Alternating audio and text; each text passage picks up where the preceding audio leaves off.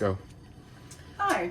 Many years ago, when I first started studying yoga, I used to go to my Mataji's house, and she would make me chai tea. Well, it's a redundant term, I know, because chai actually means tea. But it's an Indian tea that she used to make. And after studying with her for a year, I moved into the ashram where the organization was here in Toronto. And they used to make this tea every day, but they used to make it in massive quantities. Now I've been making it over the years. My kids love it, my husband loves it, and everybody's been asking me for the recipe for many years, and I've always been saying, no, no, no, no, no, no. But you know what? Let's share, right? So today we're going to make some chai. Very simple. I'm pre-boiling the water here so we get in there and it doesn't take us forever, okay? So we're gonna pour in probably about, maybe 2 cups. About 2 cups, that's about it. Now adding to this, we're going to put in some fennel. Fennel seeds, they're just these gorgeous, fragrant seeds. And in here we're going to put about maybe a half a teaspoon. I probably put in a bit more. And then we're going to put in cloves, lovely, lovely cloves. And I've got 1, 2, 3, 4, 5, I've got 6 of them in there. We're going to put that in.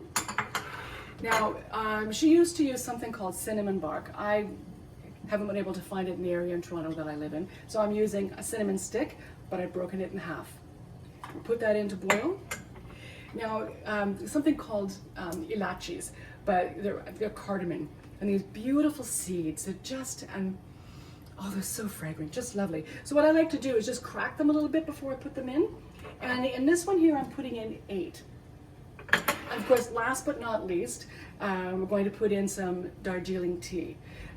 Darjeeling tea is, again, this beautiful Indian fragrant tea. It's fabulous. So in we go with the tea, and now that's going to boil just a few moments here. So again, the ingredients are Darjeeling tea. I have my recipe card here. How's that? Darjeeling tea, cardamom, fennel seeds, not ground fennel, okay? Cloves, again, not ground, whole cloves, and the cinnamon bark. And here we are boiling. Now, the last ingredient, what they used to use back then were little tins of carnation milk. But I have found over the years that dairy is just a little bit too much in my body. So I personally use unsweetened soy milk, but that's me. Everybody has their own choice of milk that you would want. Now you can sweeten this with sugar, you can sweeten it with honey.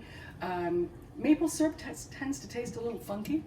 So now I'm going to add in the milk of choice. You can use almond milk if you like. And all that's required at this point with this is for it to just come to a gentle boil. And that doesn't take very long. So our rituals with this tea would be, the person, she would wake up in the morning, she would, as I said, make this big pot, and we would all sit around in the morning and we'd have some oatmeal, and we've had nice cups of this chai for breakfast. And then when we came home at night, because there was a bunch of, it was an ashram, so everybody lived together.